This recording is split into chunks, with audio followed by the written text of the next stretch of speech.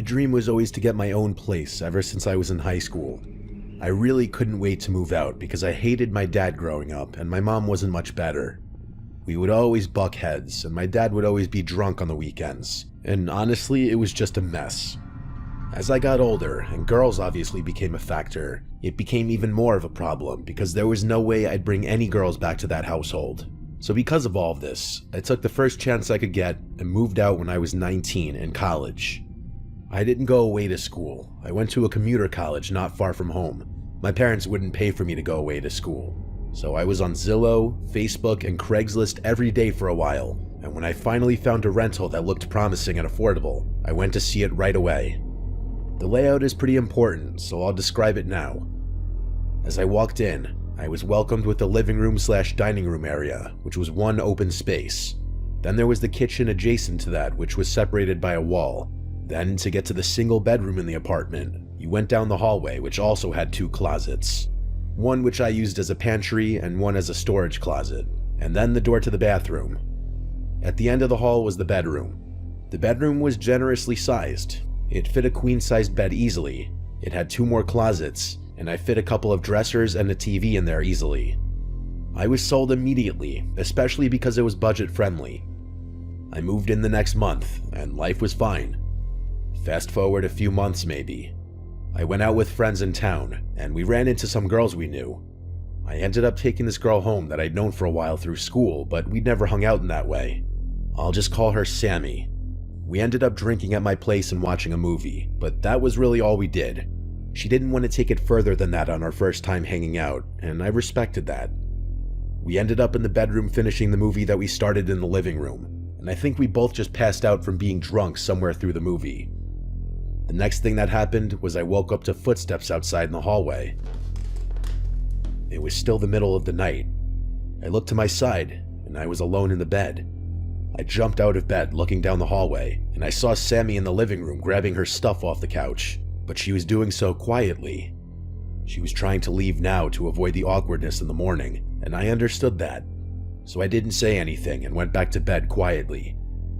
I heard her eventually walk out the front door. For good measure, I called out, "Sammy?" to no response, and that confirmed she was gone. I got comfortable in bed relatively quickly and drifted back off to sleep. It was probably another hour that passed when I woke to something loud. I immediately shot up in my bed and my heart started pounding relatively quickly. I called out, "Sammy?" again. There was no response. I was honestly kind of scared to get up and check, so I picked up my phone and texted Sammy's number asking if she was still in my house.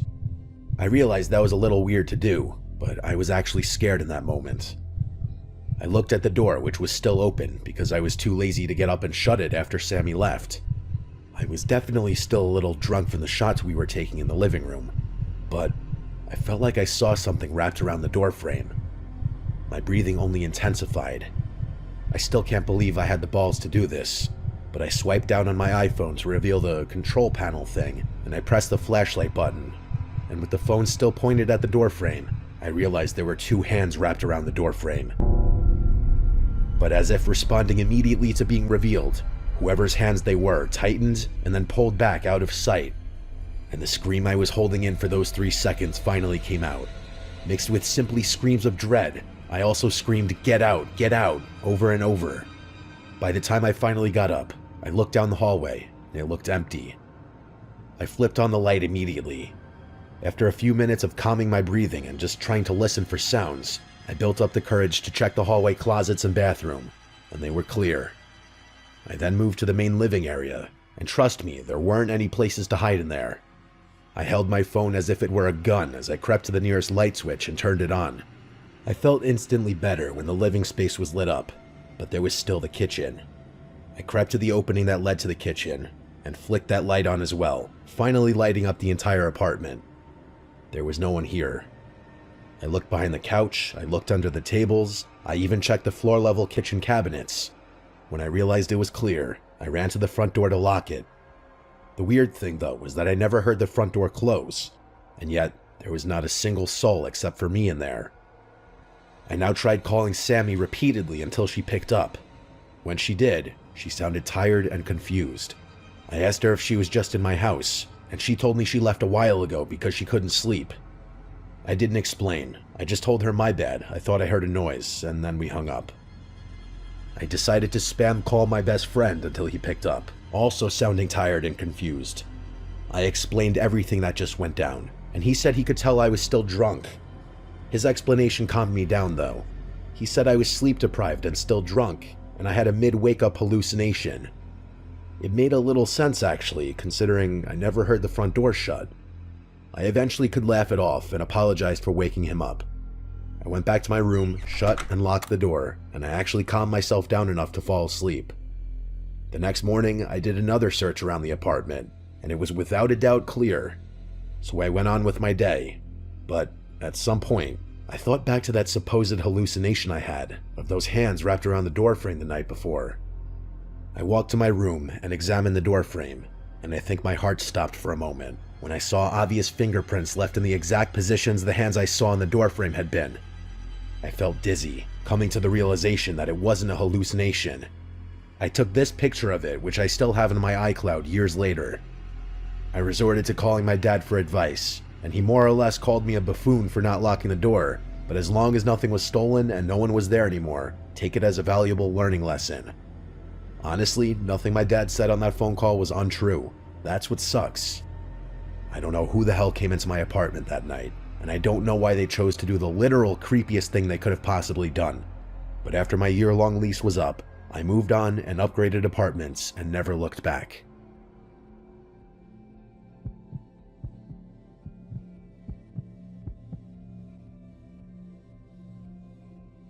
My parents' house never really felt like a parent's house.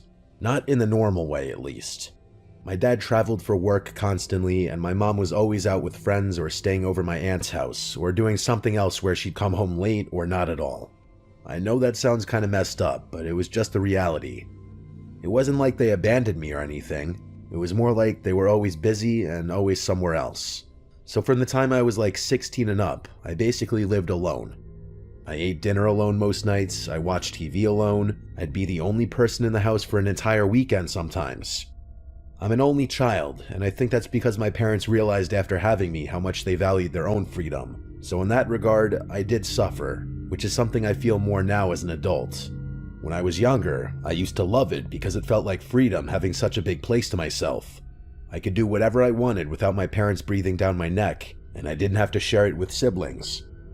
I could bring friends over and play games late, I could talk to girls on the phone without being embarrassed.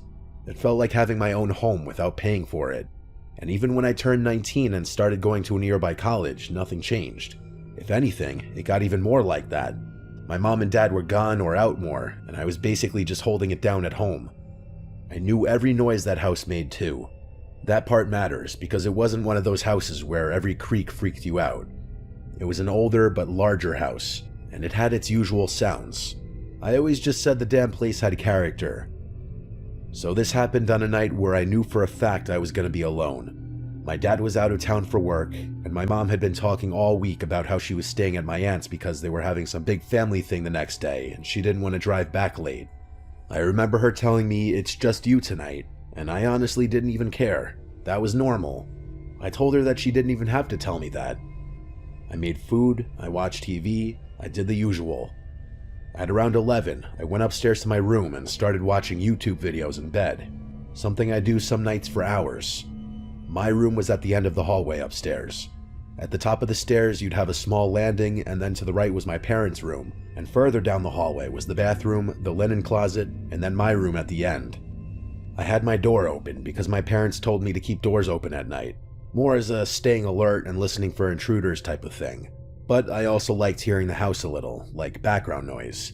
It made the whole being alone thing feel less intense. I eventually started getting tired, so I shut my laptop and just laid there scrolling on my phone. So I'm gonna just say that probably an hour passed from the moment I shut my laptop to when my phone rang. It said no caller ID on the screen. That was the first time I'd ever received a no caller ID phone call. I stared at it for a second. To be receiving that late at night was sketchy as hell. I ignored it, but it rang again right after, still saying no caller ID. That's what made me answer. I figured if it was someone important, they would call twice. Plus, it's just a phone call. Worst case scenario, I hang up. So I picked up, and at first, there was no noise. I got nervous that it was one of those scam calls that calls to see if a number is active to add it to some call center database. But then I started hearing something faint, and it took my brain a second to process what it even was.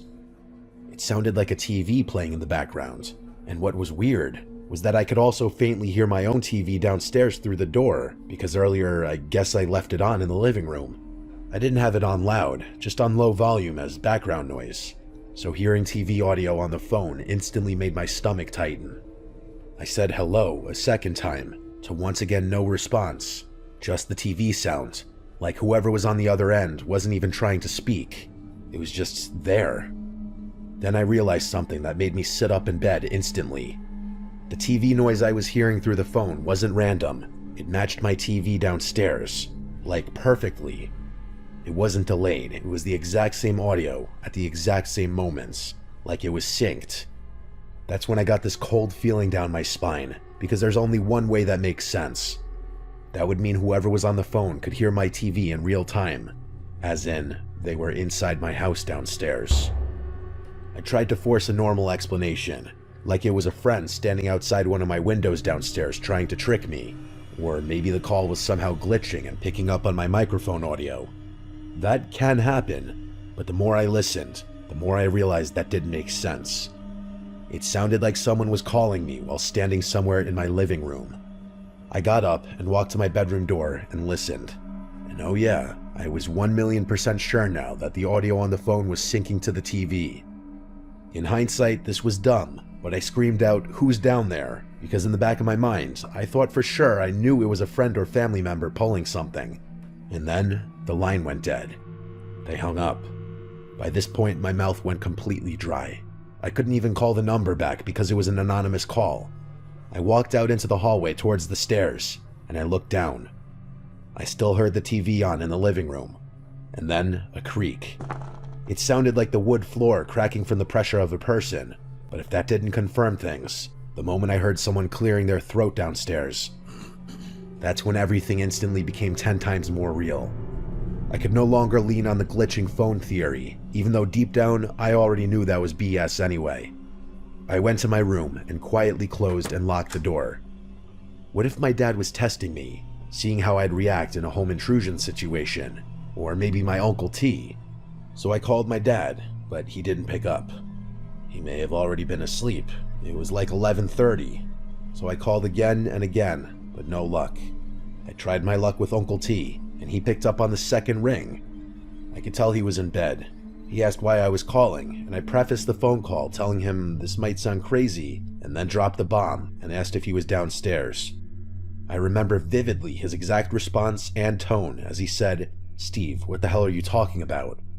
When I elaborated, he told me that's definitely something his brother would do, his brother aka my dad.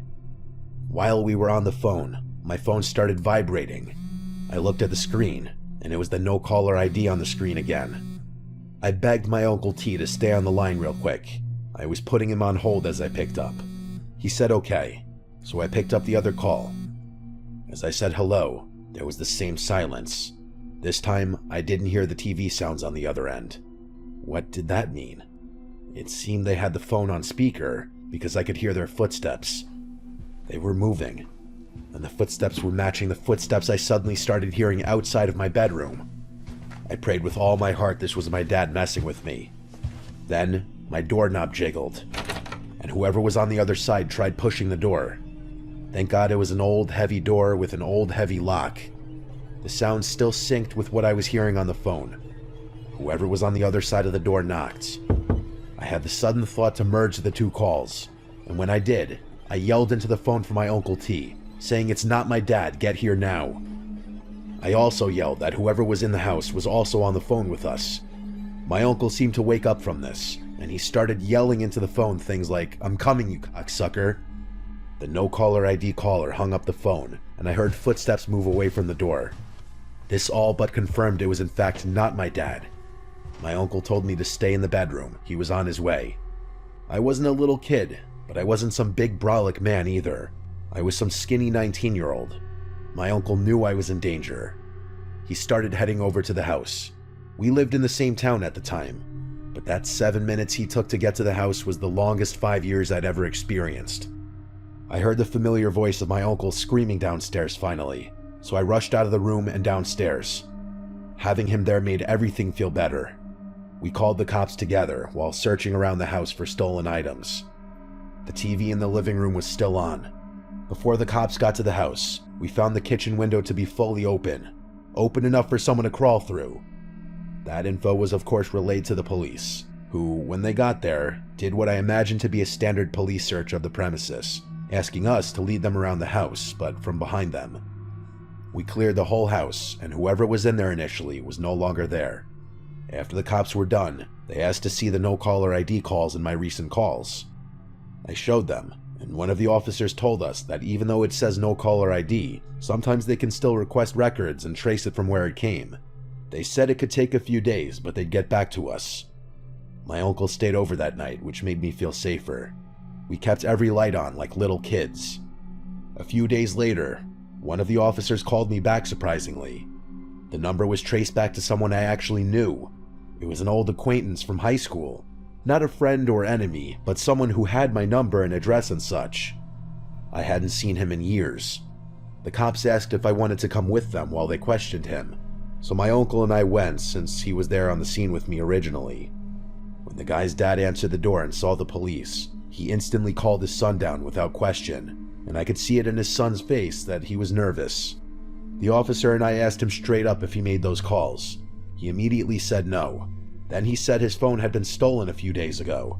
He claimed he lost it at a party and never got it back. The cop asked why he didn't report it stolen. He just shrugged it off and said he was going to get a new one anyway. The cop told him they'd follow up if needed, and that was basically it. His dad just stood there the whole time watching, but he weirdly didn't say anything. There was no big gotcha moment or arrest or anything. That night, I couldn't stop thinking about it. The nervous look on his face when he came to the door. Was it a look of guilt, or a natural look anyone would have when being greeted with police on your front doorstep? If it really was a stolen phone, that means someone stole his phone specifically to call me and break into my parents' house. And that's without a doubt scarier than if it was him.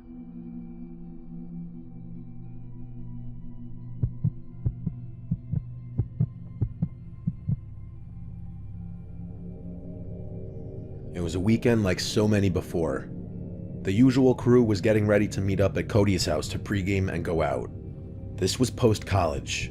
We were all 23 to 24 at the time. Cody's house was often the spot to pre- and post-game simply because he had a cool basement where his parents couldn't hear us, but also because his parents were chill. It was just the four of us going out to some local bars tonight: Cody, Randy, Jake, and I. When all four of us were there, we decided on who was calling the Uber, and once we did, we were out of there. Fast forward a few hours at a bunch of dive bars and then a dance bar, and eventually Cody and I decided to go home. We were tired. Randy and Jake were staying out later. Cody called the Uber back, I think, and he offered me the pull-out couch in the basement when we got to his place. He came downstairs with me to help me set it up, and while down there, we played a game of Madden. Honestly, I've always sucked at Madden, so he destroyed me and I didn't want to play again. I was tired and just wanted to sleep the alcohol off before I made the inevitable hangover even worse. Cody went upstairs and shut the door, and I was left alone in the darkness. The only thing that kept that basement from being complete and total blackness were the lights from the cable box clock under the TV, the actual standby light of the TV itself, and a slight green glow from a Heineken mini fridge on the other side of the basement. That mini fridge would also provide some weirdly relaxing white noise that would help me fall asleep. So things faded to black as I knocked out like a baby. A drunk baby. I woke up and it was still dark. I didn't know what time it was, but I knew it was still late at night, or super early, whatever you want to call 3 or 4 a.m. My mouth was so cotton-mouthed dry I could actually barely move my mouth.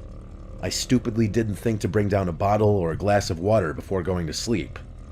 After drinking all that alcohol, it was no wonder I woke up. I just really didn't want to get up though. It's a very familiar and relatable conflicting feeling that anyone who's woken up hungover and thirsty has felt. I tried to ignore it at first. I rolled over to get a look at the Heineken fridge to see if anything was in there, but it was just alcohol. And then, for whatever reason, my eyes darted to the other corner of the room. I felt like my eyes were playing tricks on me at first, but I could swear I was looking at a black mass in the corner of the room. A black mass that I didn't remember seeing there ever before. I tried to wait for my eyes to adjust better to the dark, expecting the black mass to be some coat on a coat rack or something.